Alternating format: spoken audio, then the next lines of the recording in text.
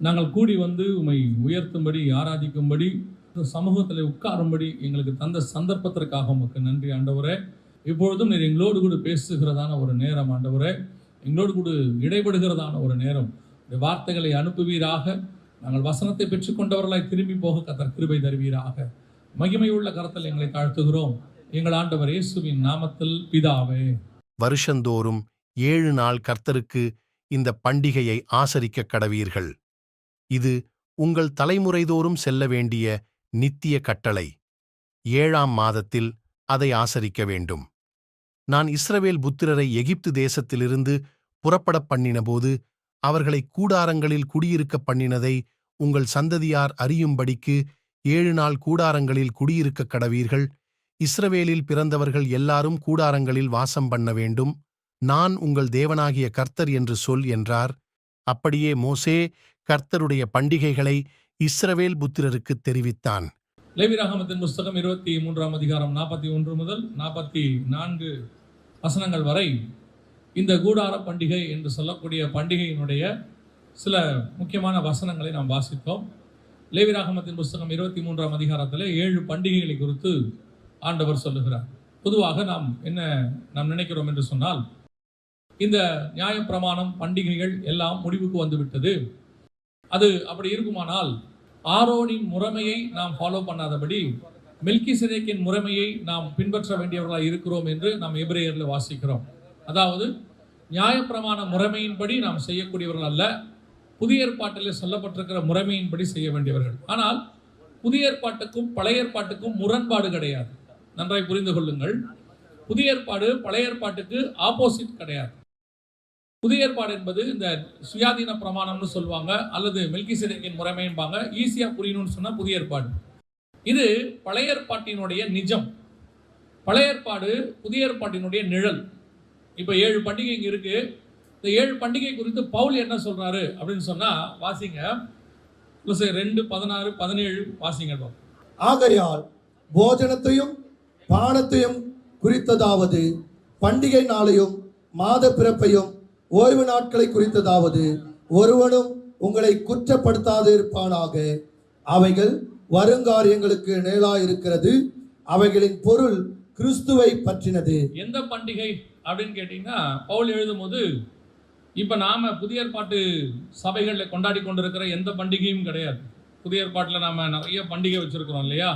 December 25, April மாதம் ஒரு பண்டிகை, இப்படி நிறைய பண்டிகை வச்சிருக்கோம் இல்லையா? எந்த பண்டிகை குறித்தும் அவர் எழுதவில்லை. அவர் ஓய்வு நாட்களை குறித்தாவது பண்டிகைகளை குறித்தாவது அப்படின்னு எழுதுறாரு. அதை எழுதிட்டு அவர் என்ன சொல்றாரு? இவைகளின் பொருள் வருங்காலங்களுக்குரியதாக இருக்கிறது. இது கிறிஸ்துவை பற்றினது.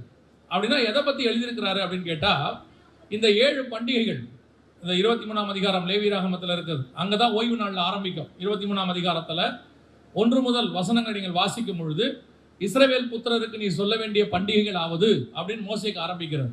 ஆரம்பிக்கும் போது முதல் பண்டிகையே ஓய்வு நாள் என்று சொல்லுகிறார்.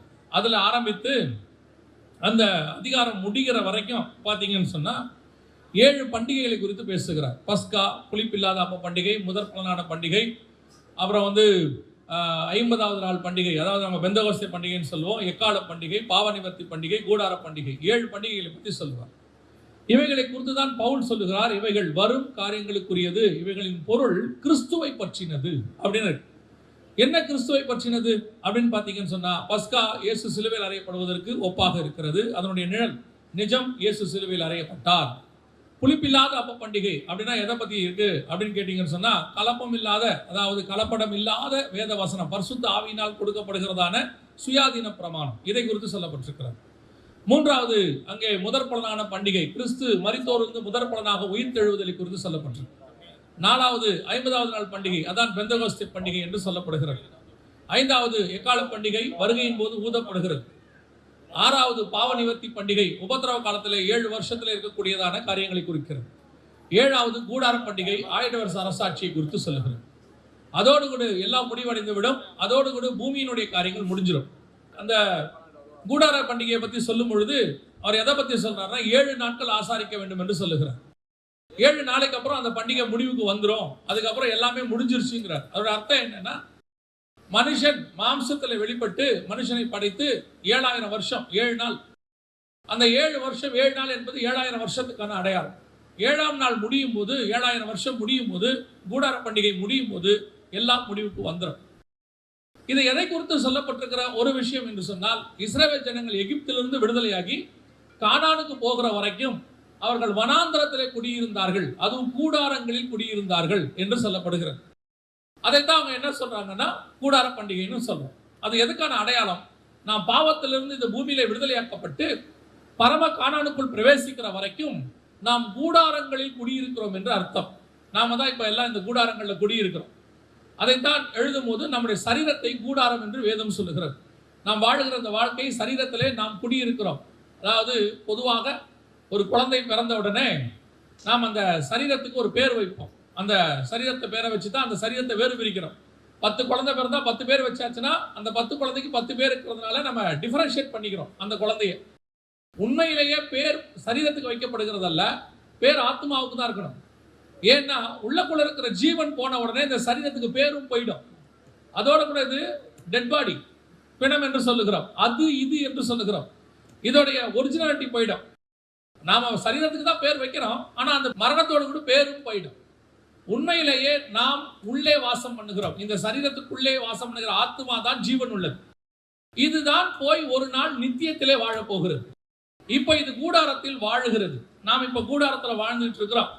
இப்ப கிறிஸ்துவினாலே நாம் இந்த உலகத்தின் பாவத்திலிருந்து விடுதலையாக்கப்பட்டு ஒரு ஆவிக்குரிய பிரயாணத்திலே நாம் இருக்கிறோம்.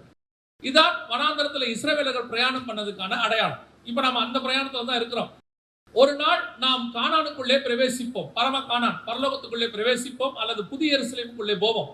அப்படி போகும் பொழுது இந்த கூடாரத்தை விட்டு, கூடாரம்னா டெம்பரவரி டென்ட், மூவபிள், அது அஸ்திவாரம் கிடையாது, மூவபிள். இப்ப நம்ம இந்த சரீரம் தான் கூடாரம், இதை விட்டு அஸ்திவாரம் உள்ள நகரத்திற்கு நாம் போக போகிறோம். அதுதான் புதிய எருசலேம்.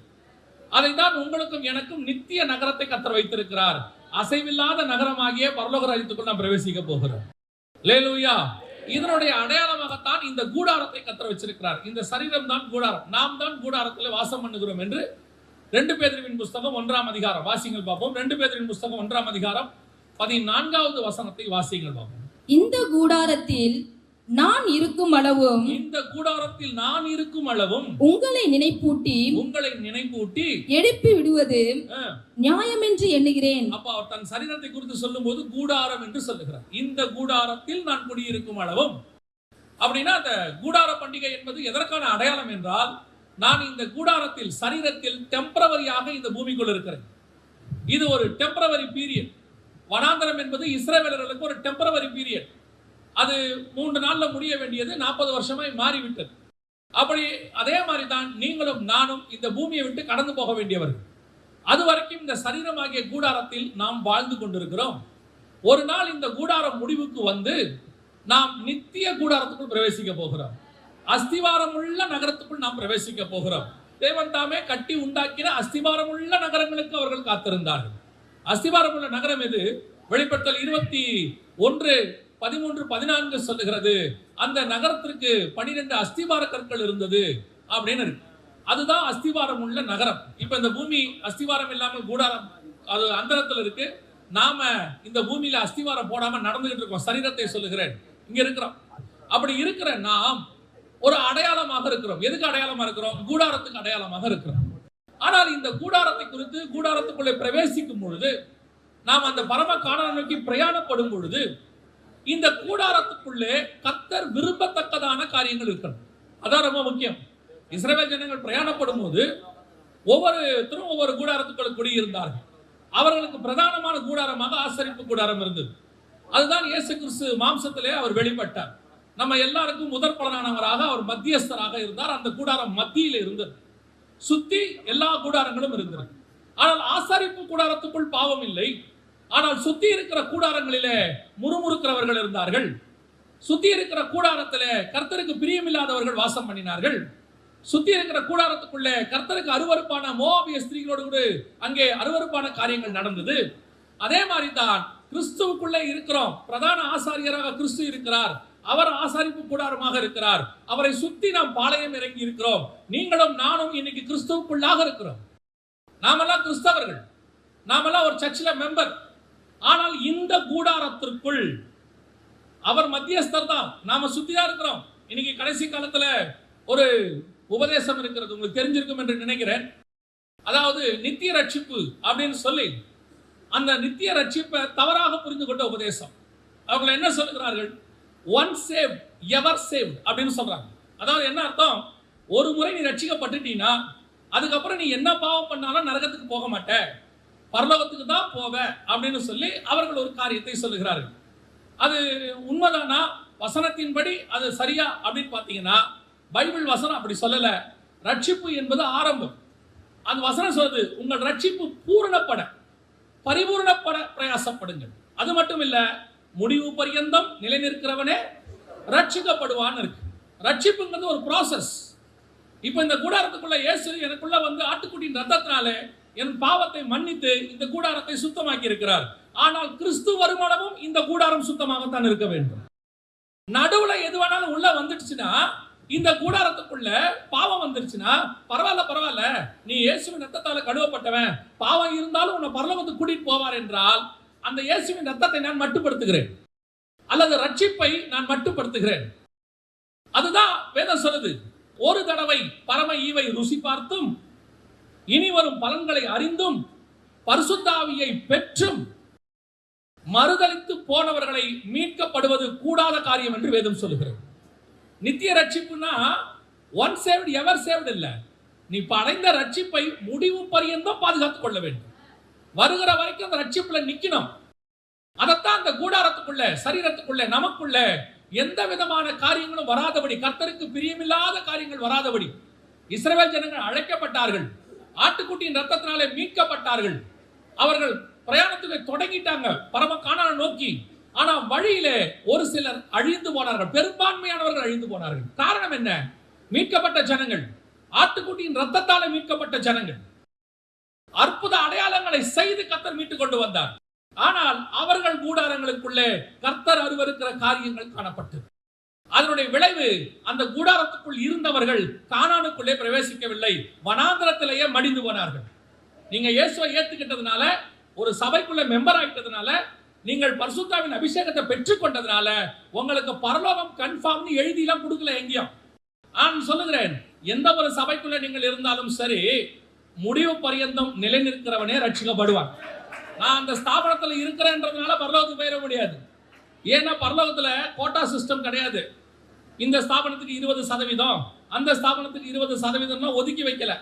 பரலோகத்தை பொறுத்த வரைக்கும் ஒரே ஒரு சாட்சி தான், உண்மையும் உத்தமம் உள்ளவனே எஜமானுடைய சந்தோஷத்துக்குள் பிரவேசி. இன்னைக்கு சத்தியத்துக்கு இம்பார்ட்டன்ஸ் கிடையாது. அவங்க கூடாரத்தை கிராண்டா வச்சிருக்கிறாங்க.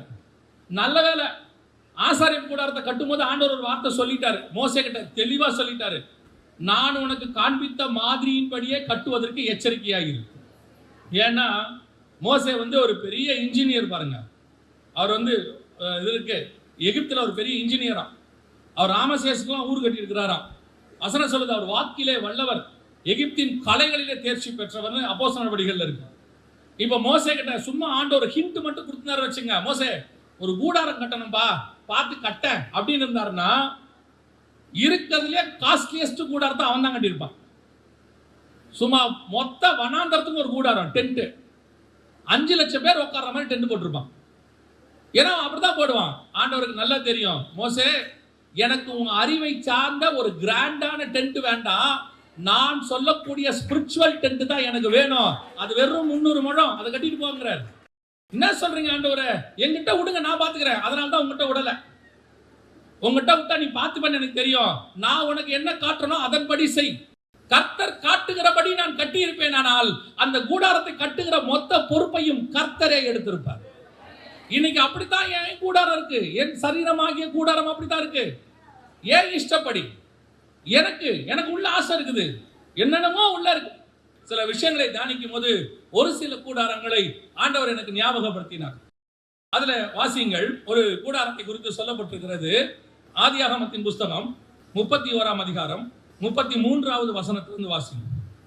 அப்பொழுது லாபான் யாக்கோபின் கூடாரத்திலும் லேயாளின் கூடாரத்திலும் 2 வேலைக்காரர்களின் கூடாரத்திலும் பிரவேசித்து பார்த்தும் ஒன்றும் கண்டுபிடிக்கவில்லை. பின்பு லேயாளின் கூடாரத்தை விட்டு ராகேலின் கூடாரத்துக்கு போனான். ராகேல் அந்த சுரூபங்களை எடுத்து ஒட்டக சேணத்தின் கீழ் வைத்து அதன் மேல் உட்கார்ந்திருந்தால், லாபான் கூடாரம் எங்கும் தடவி பார்த்தோம், அவைகளை கண்டுபிடிக்கவில்லை. கவனிங்க, இப்போ லேயாலும் ராகேலும் யாக்கோபோடு கூட புறப்பட்டு, இதுவும் பிரயாணம் தான், சிரியா தேசத்திலிருந்து கானான் தேசத்துக்கு புறப்பட்டு வராங்க. புறப்பட்டு வரும்போது இவங்க சொன்ன வார்த்தையை நல்லா கவனிங்க. அவர்கள் புறப்பட்டு வருகிறார்கள்.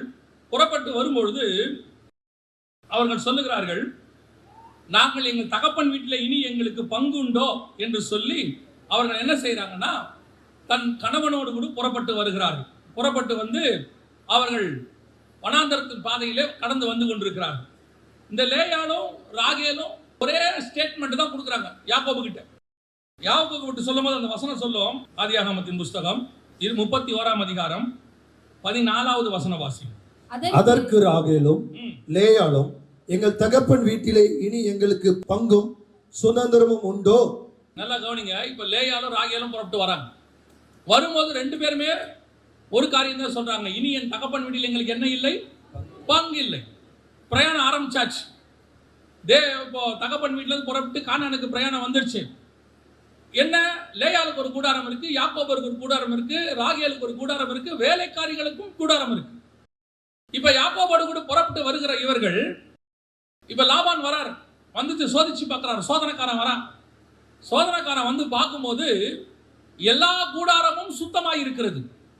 தகப்பனுடைய சொரூபங்கள் எதுவும் இல்லை. இன்னைக்கு ராகேலுடைய கூடாரத்துக்குள்ளே பிரவேசிக்கும் பொழுது உள்ள போய் பார்த்தா அங்கேயும் ஒன்றும் தென்படவில்லை. ஆனால் உள்ளே தகப்பனுடைய சொரூபங்கள் காணப்படுகிறது. இது எதற்கான ஒரு அடையாளம்? ரெண்டு வகையான சபை. லேயால் ராகேல் என்பது ஒரு ஸ்திரீ, ரெண்டும் ஸ்திரீகள், ரெண்டும் சபைக்கான அடையாளமாக இருக்கிறது. ரெண்டு வகையான சபை புறப்பட்டு வருகிறது, கானானுக்கு புறப்படுகிறது. ஆனால் இன்னைக்கு சில கூடாரங்கள், லேயாலின் கூடாரங்கள், உள்ளே விட்டு விட்டு வந்த எந்த பாவமும் கூடாரத்துக்குள் இல்லை. தகப்பன் விட்டு சொரூபங்கள் எதுவும் இல்லை. அவங்க பழைய பாவம் எதையும் மறைச்சு வைக்கல. விட்டாச்சுன்னா மொத்தத்தையும். ஆனா ஒரு சில கூடாரங்கள் ராகேலின் கூடாரங்கள், தகப்பன் வீட்டுல பங்கு இல்லைன்னு சொல்லியாச்சு. ஆனா உள்ளுக்குள்ள என்ன இருக்குது? தகப்பன் வீட்டிலிருந்து எடுத்துக்கொண்டு வரப்பட்ட பாவங்கள் இன்னும் காணப்படுகிறது. சபைக்குள்ள வந்தாச்சு, ரட்சிக்கப்பட்டோன்னு சொல்லியாச்சு, ரத்தத்தால கழுவப்பட்டோன்னு சொல்லியாச்சு, ஆவிக்குரிய சபைன்னு சொல்லியாச்சு. ஆனால் சபைக்குள்ளே வந்து இன்னும் பழைய பாவங்கள் ஒளிந்து கொண்டிருக்கிறது. இந்த கூடாரத்துக்குள் மறைக்கப்பட்டிருக்கிறது. மேபி வெளியே இருக்கிறவங்களுக்கு தெரியாது, நிறைய பேருக்கு தெரியாது. ஓ பிரைஸ் தி லார்ட், ஸ்தோத்திரம், அல்லேலூயா, இவரை போல பரிசுத்தவான் உண்டோ எல்லாம் சொல்லுவாங்க. ஆனால் உள்ளே உட்கார்ந்திருக்கிற சொரூபம், உள்ளே உட்கார்ந்திருக்கிற பாவம், உள்ளே மறைந்திருக்கிற இருள் தேவனுக்கு தெரியும். பிரயாணப்படுகிற கூடாரங்கள் எல்லாம் சரியான கூடாரங்கள் அல்ல. ராகேலின் கூடாரத்துக்குள்ளே கர்த்தருக்கு அருவருப்பானவைகள் காணப்பட்டது. ராகேல் அதை மறைத்து வைத்திருந்தால்னு பார்க்கிறார். ஆண்டவரின் கூடாரத்துக்குள்ளே உலாவுகிறார். வேதம் சொல்லுகிறது, ஏதேனுக்குள்ளே உலாவின தேவன், தேவாலயத்தில் உலாவின தேவன், 7 பொன் குத்து விளக்குகளின் மத்தியிலே உலாவுகிற தேவன் உன் கூடாரத்துக்குள்ளும் உலாவி கொண்டிருக்கிறார். நாம் தான் தேவனுடைய ஆலயமாய் இருக்கிறோம். இது கூடாரமாய் இருக்கிறது. தேவன் இதற்குள் வாசம் பண்ணுகிறவராய் இருக்கிறார். நீங்க மனுஷங்கிட்ட இருந்து உள்ள இருக்கிறதை மறைச்சிடலாம், லாபான்ட்ட மறைச்சிடலாம். ஆனா உள்ளே உலாவுகிற தேவன் கிட்ட மறைக்க முடியாது. உள்ளே வெளிச்சம் வீசுற தேவன்கிட்ட மறைக்க முடியாது. பல நேரங்களிலே நாம் யார் என்பது நமக்கு தான் தெரியும். நாம் யார் என்பது நம்ம கூடாரத்துக்குள்ள இருக்கிறவங்களுக்கு தான் தெரியும். நீங்கள் மனுஷனுக்கு முன்பாக உங்கள் நீதியை காண்பிக்கிறதை விட தேவனுக்கு முன்பாக உங்கள் கூடாரம் சுத்தமாக இருக்கிறதா என்பதை மட்டும் பார்த்துக் கொள்ளுங்கள். அதுதான் நிச்சயம். உள்ளுக்குள்ளே பார்க்கிற தேவன் ஒருத்தர் இருக்கிறார்ல. கூடார பண்டிகை கொண்டாடுறீங்க, அந்த கூடாரமே நீங்க தான் பிரயாணப்படுறீங்க. அவர் தான் சொல்றாரு, இஸ்ரவேலர்கள் 7 நாள் கூடாரங்களில் குடியிருக்க கடவர்கள். இஸ்ரவேல்னா தேவ ஜனங்கள். தேவ ஜனங்கள் 7 நாள் தான் முழுவதும் கூடாரத்துக்குள்ள இருக்கிறோம். இந்த கூடாரத்துக்குள்ள இருக்கிறவனுக்கு தெரியணும், இந்த கூடாரத்துக்குள் கர்த்தருக்கு பிரியமில்லாத காரியம் எதுவும் இல்லாமல் இருக்கிறதா, கர்த்தர் அருவருக்கிற காரியங்கள் காணப்படுகிறதா. இன்னைக்கு சபைகள் பல அருவருப்புகள் நிறைந்ததாய் காணப்படுகிறது. பார்க்கிறதுக்கு அப்படியே வெளியே பரிசுத்தவான்கள் மாதிரி காட்டுறீங்க. லாபானும் வந்து பார்க்கறான், அப்பா நம்ம லேயால் மாதிரி தான்ப்பா ராகேலும், எந்த டிஃபரன்ஸ் இல்ல. ராகேல் கூடாரத்திலும் சொருபம் இல்ல, லேயாள் கூடாரத்திலும் இல்ல. ஆனால் ராகேல் கூடாரத்தில் இருக்கிறது, அது மறைந்திருக்கிறது. நீ சுத்திகரிப்பு செய்யாவிட்டால், உன் கூடாரத்தை நீ சுத்திகரிப்பு செய்யாவிட்டால், இந்த இடத்துல இருக்கிற யார வேணாலும் ஏமாத்திரலாம், பரிசுத்த ஆவியானவரை ஏமாத்த முடியாது. அவர் உள்ளே உலாவுகிற தேவன். இன்னைக்கு நியாய தீர்ப்பு தேவன் கையில இருக்குதுங்கிற பயமே இல்ல. நமக்கு நியாய தீர்ப்பு யாரு? மனுஷன் மேலதான். நமக்கு பயம் இல்ல. மனுஷனுக்கு முன்னாடி பாவம் செய்யக்கூடாது, அவ்வளவுதான். தேவனுக்கு முன்னாடி என்ன பாவம் செய்யலாம். இப்போ சொல்றேன், தாவீதுக்கும் சவுலுக்கும் அது ஒண்ணுதான் வித்தியாசம். சவுல் மனுஷனுக்கு முன்பாக தன் ராஜ்ய பாரத்துல எந்த குறையும் வந்துடக்கூடாதுன்னு சாமுவேல்கிட்ட கெஞ்சுறான். ஆனா தாவீது தேவனுக்கு முன்பாக எந்த குறையும் வந்துடக்கூடாதுன்னு தேவன் கிட்ட கெஞ்சுறான். அவன் சாமுவேலுடைய சரீரத்தை பிடிச்சி இழுத்தான், இவன் தேவனுடைய பாதத்தை பிடிச்சி எடுக்கிறான். உன்னுடைய பரிசுத்த ஆவியை என்னை விட்டு எடுக்காமலும். அதனாலதான் உடனே ஆண்டவர் சொன்னாரு, உன் ராஜ்ய பாரம் நிலைத்திருக்கும் போன்ட்டு. நாம் தேவனுக்கு முன்பாக எப்படி இருக்கிறோங்கிறதா முக்கியம்.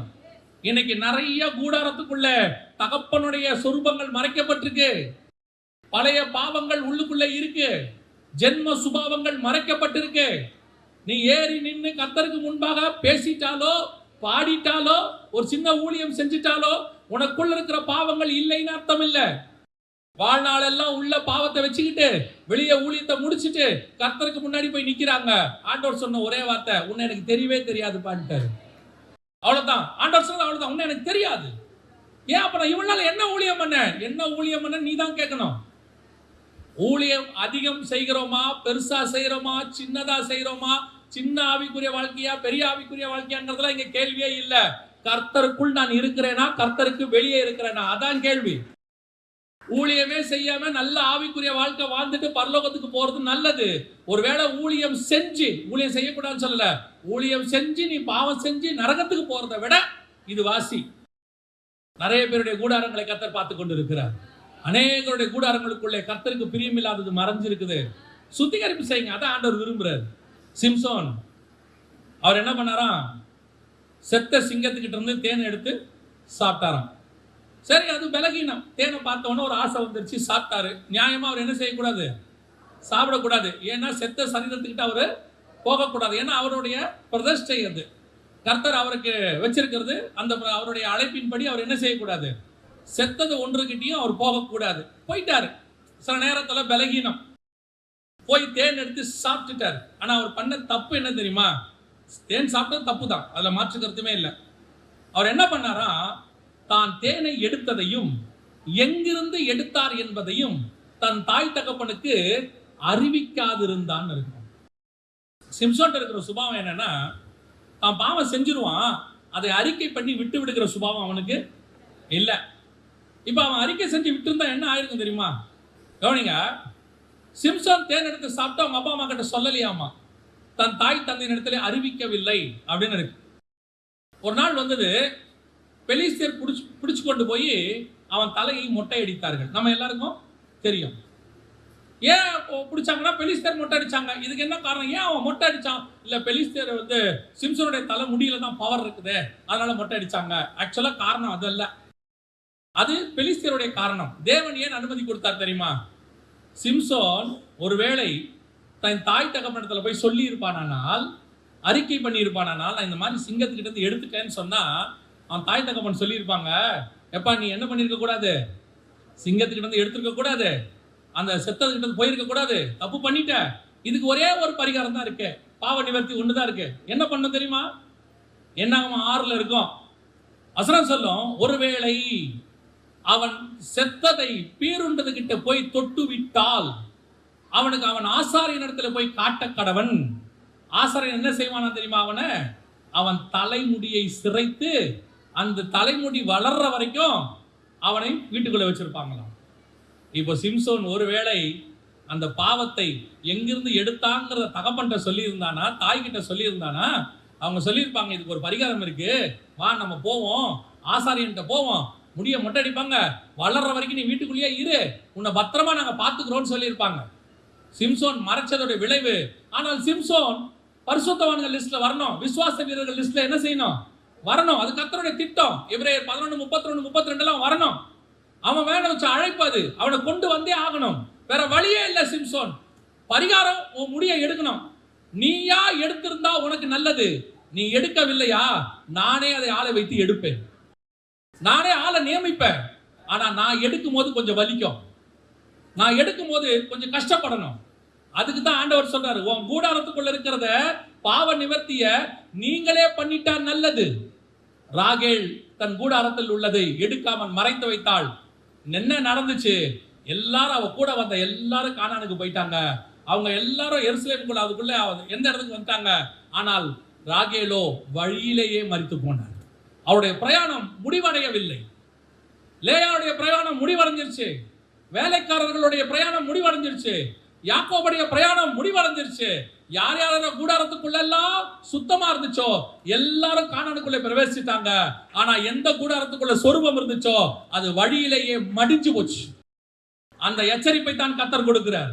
உங்கள் கூடாரங்களை கொஞ்சம் ஆராய்ந்து பாருங்கள். எது மேல உட்கார்ந்திருக்கிறீங்க, எதை மறைச்சுக்கிட்டு உட்கார்ந்திருக்கிறீங்க, யாருகிட்ட மறைக்கிறீங்க, அதான் ரொம்ப முக்கியம்.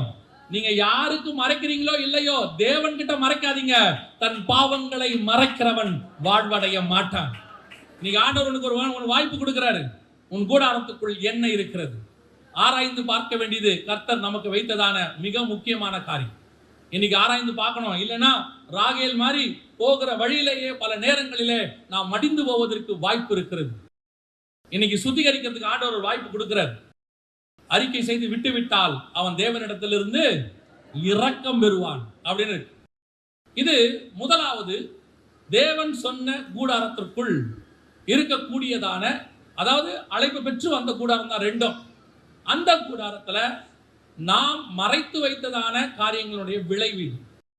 இரண்டாவது இன்னொரு கூடாரத்தை குறித்து வாசிங்கள்.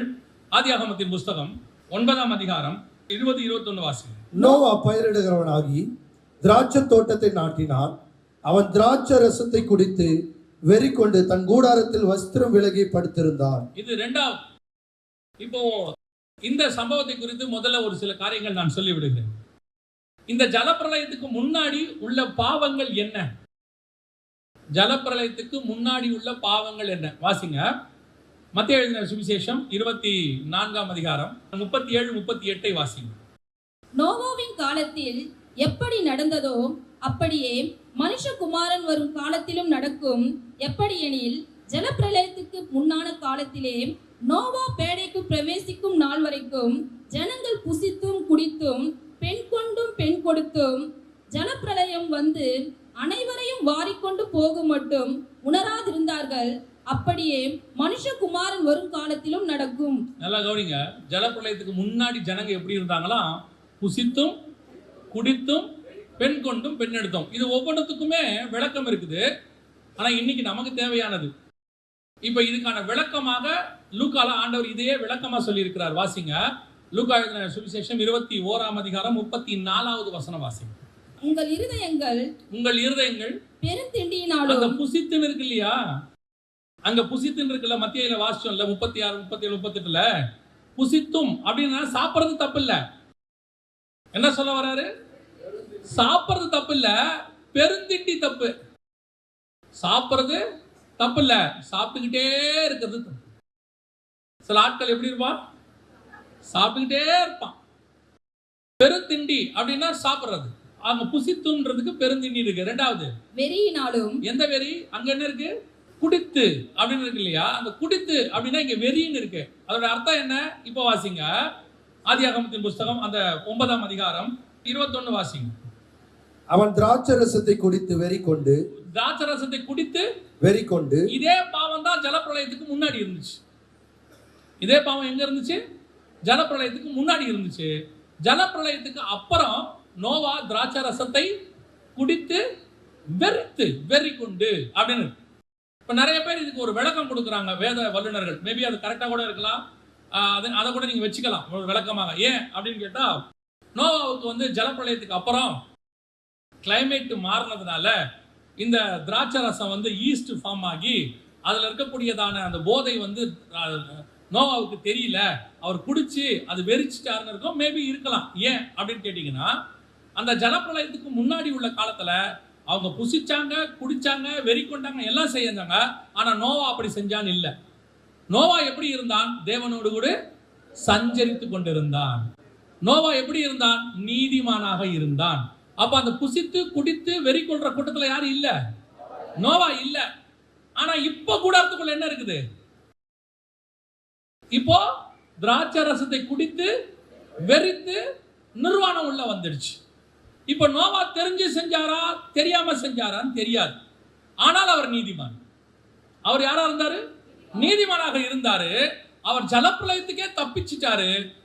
இந்த உலகத்தையே காப்பாத்திட்டாரு. இன்னைக்கு இருக்கிற எல்லா சந்ததிகளையும் காப்பாத்தின மிக முக்கியமான ஊழியத்தை யார் பண்ணது? நோவா தான் பண்ணாரு. ஜீவராசிகள்ல இருந்து எல்லாத்தையும் அந்த மினிஸ்ட்ரியை கர்த்தர் யார்கிட்ட கொடுத்தாரு? நோவா கிட்ட கொடுத்தாரு. இப்ப நோவாவுடைய கூடாரத்துக்குள் கர்த்தர் அருவருக்கிற ஒரு காரியம் இருக்கு. அது தெரிஞ்சு வந்துச்சா தெரியாம வந்துச்சான்னு தெரியாது.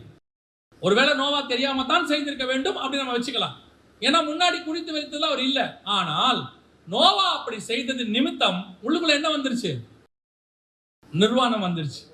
நிர்வாணம் வந்தது மட்டுமல்ல, ஆண்டவர் என்ன பண்றாரு? அந்த ஆதியாகமத்தின் புத்தகம் 9ஆம் அதிகாரம் 1வது வசனத்தை வாசிங்க பார்ப்போம். பின்பு தேவன் நோவாவையும் அவன் குமாரரையும் ஆசீர்வதித்து, இப்ப இவங்க 4 பேர் என்ன ஆயிட்டாங்க? ஆசீர்வாதமான சந்ததியா மாறிட்டாங்க. நோவா 3 பசங்க, சேம் காம் யாபேத் 3 பசங்க. இப்ப 4 பேர் என்னவா மாறிட்டாங்க? ஆசீர்வாத சந்ததி.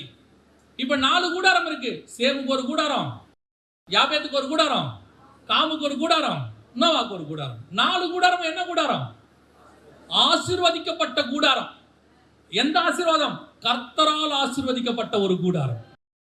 ஆனால் இப்போ நோவாவின் கூடாரத்துக்குள் தெரிந்தோ தெரியாமலையோ உள்ளுக்குள்ளே குடிவெறி வந்து நிர்வாணம் வந்ததனுடைய விளைவு என்ன ஆயிடுச்சு தெரியுமா? ஒரு கூடாரம் சபிக்கப்பட்டு விட்டது. அடுத்த வசனம் வாசிங்க, 24வது வசனம் வாசிங்க. நோவா திராட்சரசத்தின் வெறி தெளிந்து விழித்த போது தன் இளைய குமாரன் தனக்கு செய்ததை அறிந்து, கானான் சபிக்கப்பட்டவன் தன் சகோதரரிடத்தில் அடிமைகளுக்கு அடிமையா இருப்பான் என்றான். 4 கூடாரத்துல ஒரு கூடாரம் என்னவாயிருச்சு? சபிக்கப்பட்ட கூடாரமா மாறிடுச்சு. கர்த்தர் ஆசீர்வதித்த சந்ததியில என்ன வந்துருச்சு? சாபம் வந்துருச்சு. எந்த சாபம் வந்துச்சு? ஜலப்பிரளயத்துக்கு முன்னாடி என்ன பாவம் இருந்துச்சோ அந்த பாவம் இப்ப எங்க வந்துருச்சு? நோவாவின் கூடாரத்துக்குள்ள. தெரிஞ்சு வந்துச்சா தெரியாம வந்துச்சா நமக்கு தெரியாது. இப்ப நான் உங்களுக்கு உதாரணம் சொல்றேன் பாருங்க. எபேசு சபையை பார்த்து கர்த்தர் ஒரு வார்த்தை சொல்றாரு.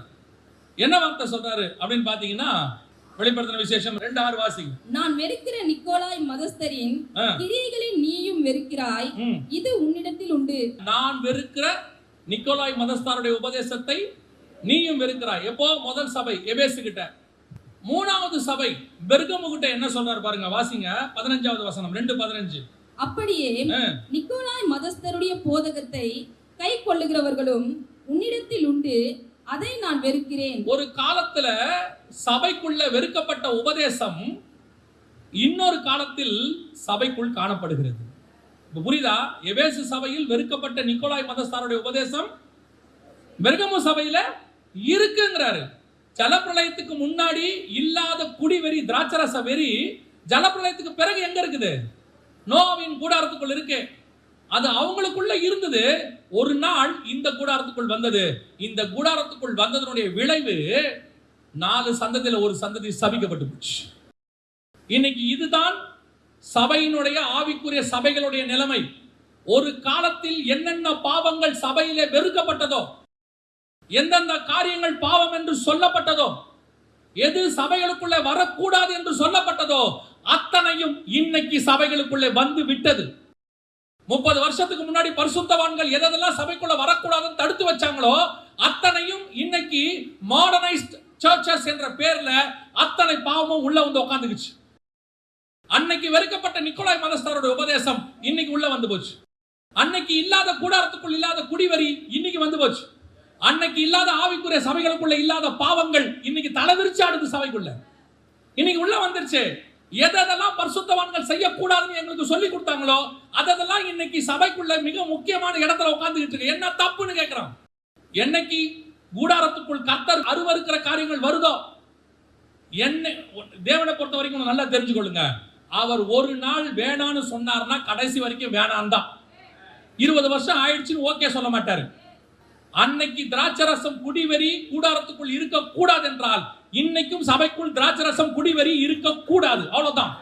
அன்னைக்கு கூடாரத்துக்குள் எது அருவருக்கப்பட்டதோ இன்னைக்கு கூடாரத்துக்குள் வந்து நிர்வாணம் வந்துருச்சு. நிர்வாணத்தினுடைய விளைவு சாபம். அதுதான் இன்னைக்கு சபைகளுக்குள் காணப்படுகிறது. விசுவாசிகள் நல்லா கவனிச்சுக்கொள்ளுங்க. நீங்க 4 தடவை கேட்டா அந்த நீங்க கேட்ட காரியம் சரியா மாறிடாது. புரியுதா? சில பாவங்களை தொடர்ந்து நீங்க செஞ்சிட்டீங்கன்னா பாவம் என்னவாயிடாது, சரியா மாறிடாது. இப்போ ஆண்டவர் பிள்ளையார்கிட்ட சொன்னார், உன் வீட்டில் ஒருத்தன் வந்து உட்காந்துருக்கானே அவன் யாருன்னு கேட்டார். இல்ல பாலாக்கு வந்திருக்கான், அவன் கூட போகாதேன்னு சொன்னார். இப்ப பிள்ளையாம் என்ன பண்ணிருக்கணும்? வந்தவனை அனுப்பி விட்டுருக்கணும் தானே. இப்ப பிள்ளையாம் கேட்கிறாரு, கொஞ்சம் வெயிட் பண்ணுங்க, நான் ஆண்டவர்கிட்ட கேட்டு சொல்றேன். நான் தான் நேத்தே சொல்லிட்டேனே வேணான்னு, இப்ப நான் 2வது கேட்க போறேன். இவர் 2வது போய் கேட்கிறாரு, ஆண்டவரே நான் இவங்களோட போட்டா போயிட்டு நேத்து வேணாம் நீங்களே, வேணான்றதான் என் நிலைமை. இப்ப நான் என்னை மீறி நீ கேட்கறல போ, அப்ப என்ன ஆகும்? செத்து போவ. பிள்ளையம் என்ன ஆனா? செத்து போனா. ஒரு விஷயத்தை கர்த்தர் வேணான்னா வேணாம் தான். கவனித்துக் கொள்ளுங்கள். தெரிஞ்சோ தெரியாமலையோ உன் கூடாரத்துக்குள் கர்த்தர் அருவருக்கிற காரியம் வந்து விட்டது. அதை ரிமூவ் பண்ணத்தான் பார்க்கணும். திருப்பி நீங்கள் அதை அட்மிட் பண்ணிட்டீங்கன்னா அது சாபத்தில் கொண்டு போய் நிறுத்திடும். ரொம்ப கேர்ஃபுல்லா இருக்கணும். ஆரம்பத்தில் வெறுக்கிற பாவம் முடிவு பரியந்தம் அது பாவம் தான். அதுக்கு சபையில இடம் கிடையாது. 50 வருஷம் ஆச்சுன்னா அது மாடிஃபை ஆகி உள்ள வரலான்னு அர்த்தம் கிடையாது. 100 வருஷம் ஆனா அதை மாடிஃபை பண்ணி உள்ள கொண்டு வரலான்னு அர்த்தம் கிடையாது. அன்னைக்கு தேவன் வெறுத்தால் இன்னைக்கும் வெறுக்கிறார். ஏன்னா அவர் நேற்றும் இன்றும் என்றும் மாறாதவராய் இருக்கிறார். 21ஆம் நூற்றாண்டுக்கு அவர் மாடர்னைஸ்டு காடு. 10,000 வருஷத்துக்கு முன்னாடி அவர் கொஞ்சம் ஏன்ஷியன்ட் காட் எல்லாம் கிடையாது. நம்ம ஆண்டவர் ஸ்டில் அலைவ். அவர் அன்னைக்கும் இன்னைக்கும் ஒரே காடு தான். மோசேக்கு ஒரு பிரமாணம், அப்புறம் யோசுவாவுக்கு ஒரு பிரமாணம் மாற்ற மாட்டாரு. மோசேக்கு என்ன பிரமாணமோ இயேசு வர வரைக்கும் அதான் பிரமாணம். இயேசு என்ன பிரமாணம் 2000 வருஷத்துக்கு முன்னாடி இயேசு கிட்ட எழுதி கொடுத்ததுதான் இன்னை வரைக்கும் அதுதான் பிரமாணம். மாறாது, மாடர்னைஸ்ட் ஆகாது. நல்லா பார்த்துக்கோங்க. எனக்கு ஆண்டவர் சொல்லி கொடுத்தது சொல்றேன். இந்த வசனம் இருக்குல்ல, வசனம் முதல்ல எழுதும் போது தோல் சுருள்ல எழுதினாங்க. அதற்கு பிறகு பேப்பர்ல எழுதினாங்க உண்மை, கற்பலகைகள்ல எழுதினாங்க உண்மை. இப்ப டிஜிட்டலி காத்துல எழுதுறாங்க உண்மை. இன்னும் எதுல எழுதுவாங்கன்னு தெரியாது, இன்னும் எழுதுவாங்க. தோல் சுருள்ல இருந்து காத்து வரைக்கும் எழுதுறது மாறும், வசனம் மட்டும் மாறவே மாறாது. அதே வசனம் தான் இருக்கும். நீங்க தோல்ல எழுதுறதுக்கு ஒரு வசனமும் டிஜிட்டலா எழுதும் போது இன்னொரு வசனமா ஆகாது. நீ எந்த மோட வேணா மாத்திக்க, வசனத்தை மாத்த முடியாது. வசனத்தை மாத்தினா உனக்கு ஐயோ. அவ்வளவுதான். அன்னைக்கு உள்ள தேவன் தான் இன்னைக்கும் ஜீவனோடு கூட இருக்கிற. இன்னைக்கு நீ கூடாரத்துக்குள்ள எதை கொண்டாட? கர்த்தர் அருவருக்கிற காரியங்களை கூடாரத்துக்குள்ள கொண்டு வர ஒரு நாள் உன் நிர்வாணம் வெளிப்படும். நீ சபிக்கப்பட்டவனாய் காணப்படுவாய். கூடாரத்துக்குள் என்னைக்கு கர்த்தர் உலாவும் போதும் பழைய பாவங்கள் எதுவும் உள்ளே வரக்கூடாது.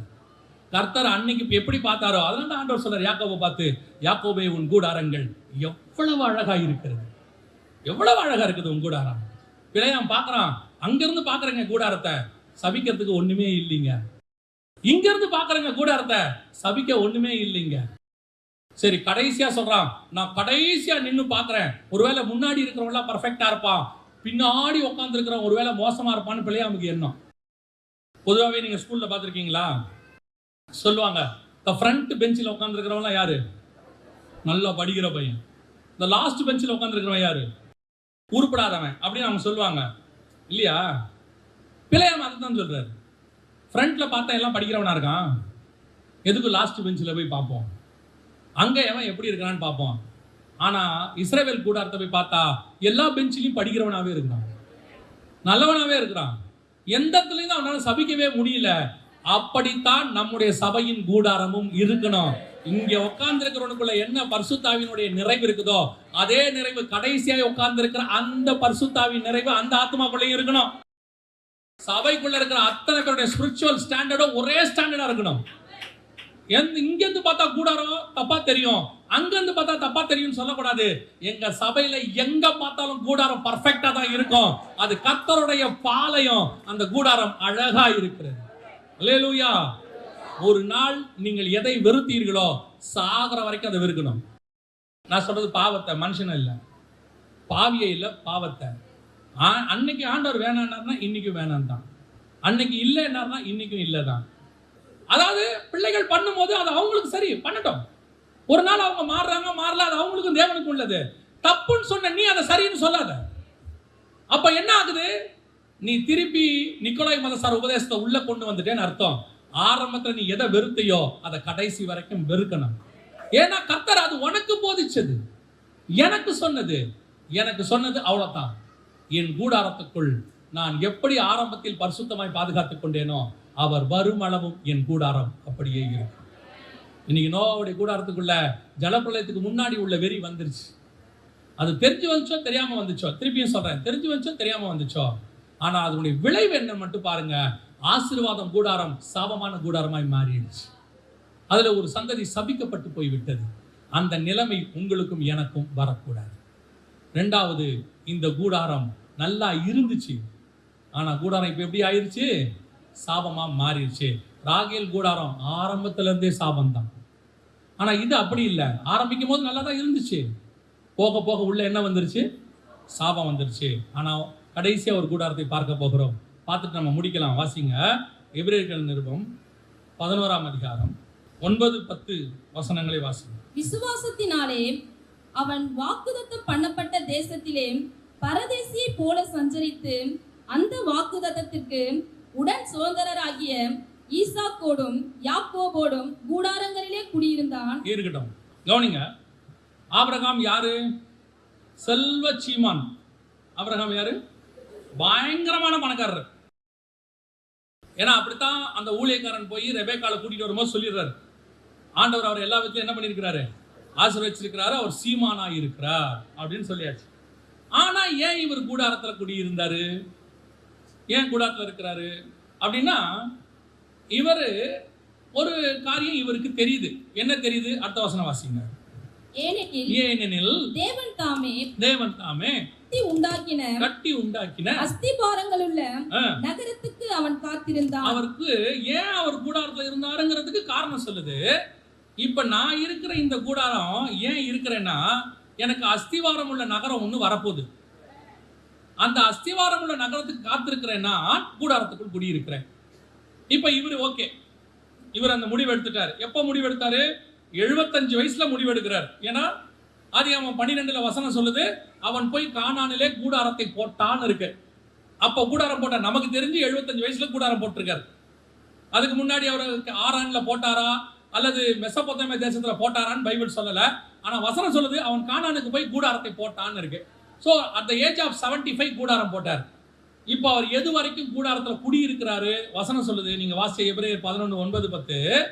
அவன் அந்த வாக்குத்தத்தத்துக்கு உடன் சுதந்திரராகிய ஈசாக்கோடும் யாக்கோபோடும் கூடாரங்களில் குடியிருந்தான். அதாவது 75 வயசுல கூடாரத்துக்குள்ள வந்தவர் யாக்கோபு இருக்கிற வரைக்கும், அதாவது சாகர வரைக்கும் கூடாரத்துல இருந்தார். ஆபிரகாம் சாகும் போது 175 வயசு. ஆபிரகாமுக்கு 100 வயசு ஆகும் போது ஈசாக்கு, 140 வயசு ஆகும் போது ஈசாக்கு கல்யாணம் ஆகுது. 160 வயசு ஆகும் போது ஈசாக்கு பிள்ளை பிறக்கிறாங்க, 2 பிள்ளை, ஏசாவும் யாக்கோபும். 160 வயசுல பேர பிள்ளைகளை பார்த்துட்டாரு. ஆனா வாழ்ந்தது எத்தனை வருஷம்? 175. அதாவது பேர பிள்ளைகளுக்கு 15 வயசு ஆகிற வரைக்கும் ஆபிரகாம் என்னவா இருந்திருக்கிறாரு? உயிரோடு கூட தான் இருந்திருக்கிறார். சோ 75ல இருந்து 175 வரைக்கும் 100 வருஷம் அவர் எதில் குடியிருந்தார்? கூடாரத்துல குடியிருந்தார். இப்போ செல்வச்சீமான் ஆயிட்டாரு. அடுத்து ஈசாக்கு வர வர பலத்து ஐஸ்வர்யவன் ஆனான். பையனும் என்னவாயிட்டான்? பயங்கர பணக்காரன் ஆயிட்டான். நானும் பணக்காரன் ஆயிட்டேன், பையனும் பணக்காரனா இருக்கான். ஆனால் ஆரம்பத்தில் நான் ஒரு பிரதிஷ்டையில ஒரு விசுவாசத்துல இருந்தேன். என்ன விசுவாசம் தெரியுமா? நான் ஏன் வீடு கட்டல? ஆபிரகாம் காலத்துக்கு முன்னாடியே வீடு கட்டிட்டாங்க எல்லாரும். காயினே போய் கோட்டை கட்டிட்டாருன்னு வசனம் சொல்லுது. நகரம் கட்டினான், சிட்டி கட்டினான். அதற்கு பிறகு நிம்ரோத் போய் பாபிலோனை கட்டினான். அசூர் போய் என்ன கட்டினானா? நினிவேயை கட்டினான். அங்க இருக்கு, பைபிள்ல இருக்குது. அவங்களே அப்ப சிட்டி கட்டி வீடு கட்டிட்டாங்கல்ல. இவ்வளவு பேரு வீடு கட்டும் போது நான் மட்டும் கூடாரத்துல இருக்கேன். பாக்குறவன் என்ன பைத்தியக்காரனா சொல்லுவான். என்ன சொல்லுவான்? என்ன பிரதர் இவ்வளவு பணம் வந்துருச்சு, கஞ்சனா இருக்கிறீங்களே, நல்லா வீடு கட்டினா என்ன, மழையில பாருங்க தண்ணி கூடாரத்துக்குள்ள வருது. அவர் சொல்லுவாரு, இருக்கட்டும் பிரதர், ஏங்க பையன் பிறந்துட்டான், சரி உங்க காலம் தான் அப்படி. பிரதிஷ்டையில வந்தீங்க, ஆரம்பத்துல வரும்போது பயங்கரமான பிரதிஷ்டை. இப்ப பிள்ளைங்க வந்துட்டாங்க, நாளைக்கு பிள்ளைங்களுக்கு கல்யாணம் ஆகி ஈசாக்கு மனைவி வந்துருச்சு, இப்ப ஈசாக்குக்காவது ஒரு வீடு கட்டலாம்ல, இல்லைங்க அவனுக்கு ஒரு கூடாரம் போட்டாச்சு. என்னங்க அவனையும் கூடாரத்துல வைக்க சொல்றீங்க? அவன் மனைவி வந்தா அவளுக்கு ஒரு கூடாரம் போட்டோம், அவளுக்கும் கூடாரம் தானே, அவளுக்கு ஒரு வீடு கட்ட மாட்டீங்களா? இல்ல இல்ல. சரி, அடுத்து யாக்கோபு, ஏசா, எல்லாருக்கும் கூடாரம் தான். ஏங்க கூடாரத்துல இருக்கிறீங்க? நாங்க கூடாரத்துல இருக்கிறதுக்கு காரணம் வீடு கட்ட முடியாம இல்ல. நல்லா புரியுதா? வீடு கட்ட முடியாம இல்ல, எங்களுக்கு ஒரு வீடு வரப்போது, அதை நினைச்சு இந்த கூடாரத்துக்குள் நாங்கள் குடியிருக்கிறோம். அவன் வீடு கட்ட முடியாம கூடாரத்துல ஏழையா இல்ல, வீடு கட்டுறதுக்கு வழி இல்லாம இல்ல. அவனுடைய எண்ணம் என்ன தெரியுமா? எனக்கு வீடு கட்டி தரேன்னு ஆண்டவர் சொல்லிட்டாரு, அவர் தர வரைக்கும் இந்த கூடாரத்துக்குள் தான் நான் இருப்பேன். நான் ஆரம்பிக்கும் போது எப்படி இருந்தேங்கிறது முக்கியம் இல்ல, நான் எவ்வளவு பணக்காரனானது முக்கியம் இல்ல, கோடீஸ்வரனானது முக்கியம் இல்ல, எனக்கு பிள்ளைகள் பிறந்து அவர்கள் கோடீஸ்வரன் ஆகிறது முக்கியம் இல்ல. என் பிரதிஷ்டை, என் எதிர்பார்ப்பு, என் விசுவாசம் முடிவு பரியந்தம் நிலைநிற்கிறவனே ரட்சிக்கப்படுவான். நான் கடைசி வரைக்கும் என்னுடைய விசுவாசத்தில் நிற்பேன். இன்னைக்கு நிக்கிறோமா? எத்தனை பேர் ஆரம்பிச்ச பிரதிஷ்டையில் நிக்கிறீங்க? எத்தனை பேர் ஆரம்பிக்கும் போது இருந்த விசுவாசம் இருக்குது? விசுவாசத்தை துவக்கினவரும் அந்த கூடாரத்துக்குள்ள விசுவாசத்துல இருந்தா. என்ன விசுவாசத்துல இருந்தா தெரியுமா? வசனம் தெளிவா தெரியுது. தேவன் தாமே கட்டி உண்டாக்கின அஸ்திவாரம் உள்ள நகரங்களுக்கு அவன் அது காத்திருந்தான். அதனால எப்படி இருந்தான் தெரியுமா? அந்நியரும் பரதேசிகளும் என்று அறிக்கையிட்டு. அவனுடைய எண்ணம் என்ன தெரியுமா? நீங்க என்ன வேணா சொல்லிட்டு போங்க, இல்லைங்க உங்களுக்கு இங்க வீடு கட்டினா தான் உங்களுக்கு காடு கொடுப்போம், காடு வேணாம். வீடு கட்டினா தான் கார் வாங்க முடியும், கார் வேணாம். நான் இப்போ லிட்டரா நீங்க எடுத்துக்காதீங்க. இப்ப நான் சொல்றது அப்படியே என்ன எடுத்துக்காதீங்க, லிட்டரா எடுத்துக்காதீங்க. நான் ஆபிரகாமுக்கு சொல்றேன், இல்ல ஆபிரகாம் இங்க நீ அஸ்திவாரம் போட்டா தான் உனக்கு இது கிடைக்கும். வேணாம். இந்த கூடாரத்துல நான் ஏன் குடியிருக்கிறேன்னா இதெல்லாம் வாங்க முடியாதுங்கிறதுக்காக இல்ல, எனக்கு ஒண்ணு வரப்போது, அதை வாங்கணும்னா நான் இதுல இருக்கணும், அதனால தான் நான் இதுல இருக்கேன். அர்த்தம் என்ன தெரியுமா? ஏன் இஸ்ரவேல் ஜனங்களை கூடாரங்கள்ல கர்த்தர் குடியிருக்க சொன்னார் தெரியுமா? கானான் தேசத்துக்கு வந்த பிறகு, வீடு கட்டின பிறகு கர்த்தர் சொல்றாரு, வருஷா வருஷம் ஒரு 7 நாளைக்கு எதில் குடியிருங்க, 7 நாள் கூடாரத்துல இருங்க. அவன் மற்ற நாள் வீட்டுல தான் இருந்தான், அதனால வீடு கட்டக்கூடாதுன்னு அர்த்தம் இல்லை, அவன் வீட்டுல தான் இருந்தான். ஆனா 7 நாள் மட்டும் எதுல இரு. எதுக்காக உன்னை கூடாரத்துல இருக்க சொல்ற தெரியுமா? நீ ஒரு பிரயாணத்தில் இருக்கிறாய், you are in the temporary world. அது உன் மைண்ட்ல இருந்துகிட்டே இருக்கணும். இந்த உலகத்துல எனக்கு வீடு இருந்தாலும் சரி, எது இருந்தாலும் சரி, இது அத்தனையும் டெம்பரரி. ஒரு நாள் இந்த கூடாரம் புறப்பட்டு அஸ்திவாரம் உள்ள நகரங்களுக்கு சந்திக்க போயிடும். இது நித்தியமானல, அதுதான் நித்தியம். அந்த எண்ணம் இருக்கணும், அது மறந்துடக்கூடாதுன்றதுக்கு தான் கூடாரத்துல வருஷத்துக்கு ஒரு தடவை குடியிருக்க சொன்னார். நான் ஒரு கூடார வாசி, இந்த உலகம் எனக்கு ஒரு டெம்பரரி வேர்ல்டு, இது நான் இருக்கிறது. எனக்கு என்ன இருந்தாலும் சரி, ஆண்டவர் சொல்றாரு, நீ போய் கானான் தேசத்துல வீடு கட்டிக்கோப்பா, என்னவா பண்ணிட்டு போ, விதை அது முளைக்கும், 100 மடங்கு வரும், என்ன வேணாலும் கட்டிக்கோ. ஆனா ஒண்ணு மட்டும் தெரிஞ்சுக்கோ, வருஷத்துல 7 நாள் கூடாரத்துல குடியிரு. எதுக்கு ஆண்டவர் இருக்க சொல்றீங்க? நீ ஒரு டெம்பரரி பர்சனுங்கிறத மறந்துடாத, நீ ஒரு பிரயாணக்காரங்கிறத மறந்துடாத, நீ ஒரு வழிபோக்கனுங்கிறத மறந்துடாத, நீ ஒரு அந்நியனும் பரதேசியுமா இந்த பூமியில் இருக்கிறாய் என்பதை மறந்து விடாது. யோசிச்சு பாருங்க. நேற்று ஒருத்தருடைய பயோகிராஃபியில் அவர் சொல்றாரு, இந்த லாஸ்ட் வேர்ட்ஸ் ஆஃப் த செலிபிரிட்டிஸ்ன்னு போட்டாங்க. அதாவது முக்கியமான ஆட்கள் கடைசியாக பேசினது அப்படின்னு சொல்லி சில முக்கியமான ஆட்களில் போட்டிருக்காங்க. அதில் ஒருத்தர் சொல்லியிருக்கிறாரு, இந்த பணம் ஒன்றுமே கிடையாது, அது என்னை காப்பாற்றவில்லை என்பதை நான் புரிந்து கொண்டேன். சொன்னது யார் தெரியுமா? மிகப்பெரிய பணக்காரன். சாகும்போது கடைசியா சொன்னது வேஸ்ட்.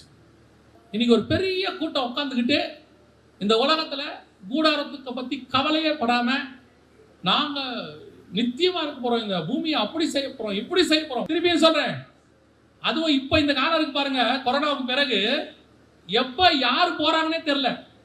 45 டக்குன்னு கிளம்பிடுது. திடீர்னு பார்த்தா ஹார்ட் அட்டாக், கார்டியாக் அரெஸ்ட் அப்படிங்கிறான். வயசு என்னங்க? 44. என்னங்க இப்ப அப்படித்தாங்க வருது. ஒரு 45 வயசு ஆளு திடீர்னு பார்த்தா சன் ஸ்ட்ரோக், சோலார் சுனாமி, ஆள் காலி. நான் என்ன சொன்னேன்னா, இப்ப எப்ப வேணாலும் எது வேணாலும் நடக்கும். நான் எனக்குள்ள மட்டும் ஒண்ணு இருக்கணும், நான் எப்ப எது நடந்தாலும் சரி, இல்ல 70 வரைக்கும் இருந்தாலும் சரி, நான் கூடாரவாசி தான், நான் டெம்பரவரி பர்சன் தான். எனக்கு நியமிக்கப்பட்டது எல்லாமே டெம்பரவரி. உங்க அப்பாவும் டெம்பரவரி, உங்க அம்மாவும் டெம்பரவரி. ஒரு நாள் ஒன்று விட்டு போயிடுவாங்க. நீ அழுதா மட்டும் வந்துட போறாங்க எழுந்திருச்சு. ஆண்டவர் எப்போ கூப்பிட்டாலும் போயிட்டே இருக்க போறோம். அது எவ்வளோ காலமோ என்னவோ.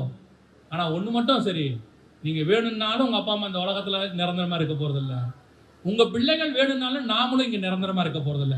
ஆமா, அத்தனை பேருமே கூடாரவாசி தான், டெம்பரவரி தான். இதை மைண்ட்ல ஏத்துங்க.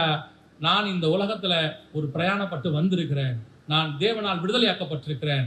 நான் கூடாரங்களில் குடியிருந்து கொண்டிருக்கிறேன். சரீரத்தை சொல்றேன், கூடாரங்களில் குடியிருந்து கொண்டிருக்கிறேன். ஒரு நாள் வரும், இந்த கூடாரத்தை பெயர்த்து கொண்டு நித்திய நகரத்துக்குள் நான் பிரவேசிப்பேன். அங்கே பசி அடைவதில்லை, அங்கே தாகம் அடைவதில்லை. ஆட்டுக்குட்டியானவர் தாமே என்னை நித்திய தண்ணீர் அண்டைக்கு, ஜீவ தண்ணீர் அண்டைக்கு நடத்துவார். அல்லேலூயா. நாம் ஜெபிக்க போகிறோம். வேந்திருக்கலாமா? நாம் எல்லோரும் தேவ சமூகத்தில் ஒரே ஒரு காரியத்தை மாத்திரம் நம்ம நினைவு கூறுவோம். பரிசுத்தவான்கள் காலகாலமா நமக்கு சொல்லி கொடுத்ததுதான். ரொம்ப அழகா அதை பெர்க்மன்ஸ் 2 லைன்ல சொல்லுவாங்க, இப்பூமி சொந்தம் இல்லை. அதுதான் எல்லா பரிசுத்தவான்களுடைய எண்ணமாவும் இருந்துச்சு. எல்லாரும் அதை நோக்கித்தான் ஓடினாங்க, எல்லாரும் அதைத்தான் விரும்பினாங்க. பவுல் சொல்றாரு, நான் தேகத்தை விட்டு பிரியும் காலம் வந்தது, நான் போகிறதுக்கு ஆசைப்படுகிறேன். எல்லாரும் அதை ஆசைப்பட்டாங்க. இயேசு பாருங்க 33 வயசுல சொல்றாரு, நான் போகிறேன், நான் போவது உங்களுக்கு நலமாக இருக்கும், நான் போவேன் ஆகில் பரிசுத்தாவி உங்களிடத்தில் அனுப்புவேன். எல்லாருமே டெம்பரவரி தான். மாம்சம் என்றால் அது டெம்பரவரி. இங்க கர்த்தர் வச்சிருக்கிற வரைக்கும் நமக்கு வச்சுக்கிட்டோம். ஆனா எண்ணம் எப்படி இருக்கணும் தெரியுமா? சில நேரங்களில் சிலர் சொல்லுவாங்க பாருங்க, என்னதான் வாடகை வீட்டில் இருந்தாலும் சாகரத்துக்குள்ள ஒரு சொந்த வீட்டுக்கு போயிடணும்னு சொல்லுவாங்க. அது உலக பிரகாரமா சொல்றது. நான் ஆவிக்குரிய விதத்தை சொல்றேன், என்னதான் இந்த பூமிக்குள்ள நீங்கள் இருந்தாலும் சொந்த வீடு நமக்கு ஒன்று இருக்கிறது. அதுக்கு போகணுங்கிற வாஞ்சை இருதயத்துக்குள்ள இருந்துகிட்டே இருக்கணும். நித்தியம் தாங்க நமக்கு ஆண்டவர் வாக்கு பண்ணினது.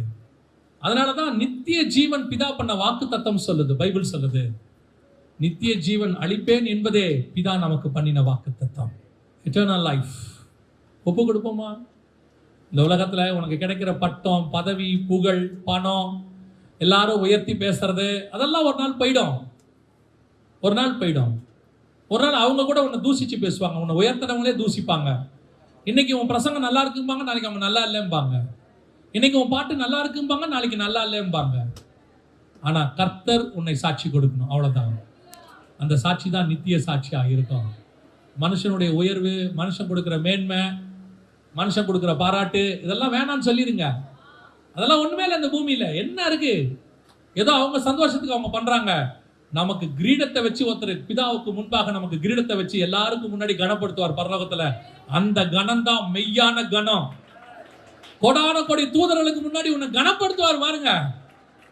அதனாலதான் சாலமோன் அழகா சொல்லுவாங்க, பறந்து புறா போல் சிறகடித்து ஆடி சென்றோர் நான் இளைப்பாறுவேன், பரலோக வாசல் பரம சீயோன் குறித்து என்னை வரவேற்குமே. எத்தனை சந்தோஷம் பாருங்க. அந்த மாதிரி பரலோகத்துக்குள்ள நுழையும் போது, ஸ்தேவான் நுழையும் போது இயேசு எழுந்திருச்சு நின்று வரவேற்றார்னு வசனம் சொல்லுது. பிதாவின் வலது பார்சத்துல உட்கார்ந்து இருந்த தேவன் ஸ்தேவான் பார்க்கும்போது எழுந்திருச்சு நிற்கிறாராம். அப்படி ஒரு வரவேற்பு, அப்படி ஒரு செரிமனி நடக்கணுங்க நமக்கு. பரலோகத்துக்குள்ள நுழையும் போது பரலோகம் எந்திரிச்சு நின்று வரவேற்கணும் நம்மள. ஒப்பு கொடுப்போம் தேவ சமூகத்துல. அந்த வாஞ்சை வந்துடணும். நித்திய வாஞ்சைக்குள்ள வந்துருங்க. இந்த உலகத்தின் வாஞ்சை எல்லாம் ஒரு நாள் ஒளிஞ்சு போகும். இன்னைக்கு சாப்பிட்றதுக்கு ஆசை இருக்கும், ஒரு நாள் சாப்பிட முடியாது. இன்னைக்கு ட்ரெஸ் போடுற நல்ல ஆசை இருக்கும், ஒரு நாள் இந்த ட்ரெஸ், கிராண்ட் ட்ரெஸ் மேல உனக்கு ஆசை இருக்காது, சிம்பிளா மாறிடுவேன். இன்னைக்கு நீ எத்தனை லட்சம் ரூபா வாட்சில் நீ டைம் பார்த்தாலும் சரி, நீ வெறும் 50 ரூபா வாட்சில் பார்த்தாலும் சரி, டைம் ஒண்ணுதான், அவ்வளவுதான். டைம் ஒண்ணுதான்.